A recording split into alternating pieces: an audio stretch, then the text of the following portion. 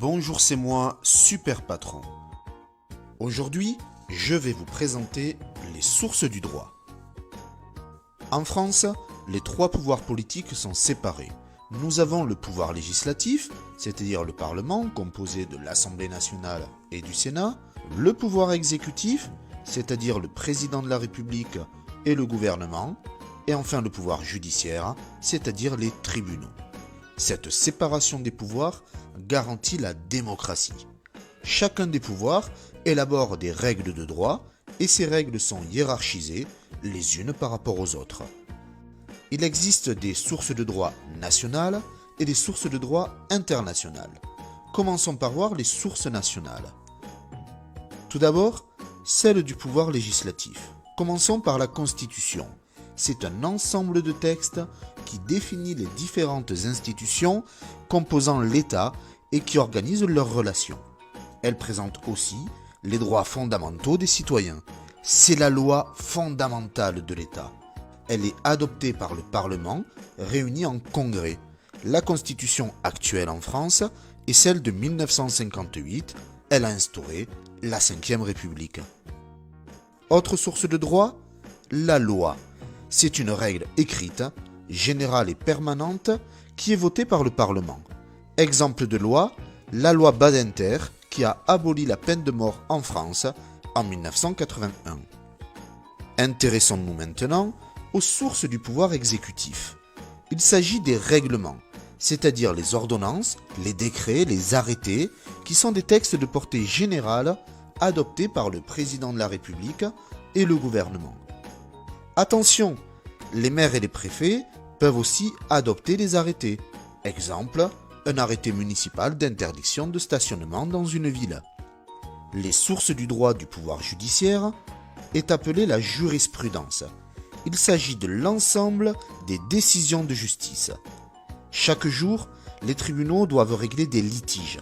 Pour cela, ils utilisent les règles de droit existantes. Mais comme ces dernières sont générales et abstraites, les juges veillent à les appliquer à la situation concrète qui leur est présentée. C'est ainsi qu'ils sont souvent amenés à interpréter les lois. Les juges se réfèrent alors aux affaires similaires ayant déjà été jugées. C'est la jurisprudence. Terminons les sources du droit national par les autres règles de droit, comme par exemple les conventions et des accords collectifs. Ce sont des arrangements contractuels conclus entre une ou plusieurs organisations syndicales de salariés et un ou plusieurs employeurs. Enfin, la coutume, qui est la manière à laquelle la plupart des personnes se conforment dans un groupe social. Il existe aussi des sources de droit internationales. En effet, l'État français est amené à coopérer avec les autres États à de nombreuses reprises. L'appartenance à l'Union européenne entraîne la création de nombreuses règles de droit. Tout d'abord, les traités internationaux et européens, c'est-à-dire l'ensemble des règles qui visent à organiser les relations internationales entre les États ou entre des individus d'États différents. Ils sont adoptés par les chefs d'État. Exemple le plus connu, le traité de Maastricht en 1992.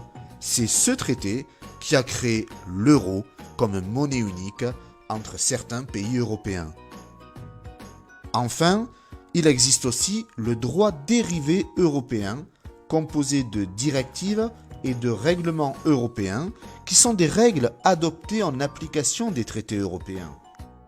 On entend par droit dérivé l'ensemble des actes émis par les différentes institutions communautaires, la Commission européenne, le Parlement européen et le Conseil de l'Union européenne. Voilà, c'est tout pour moi.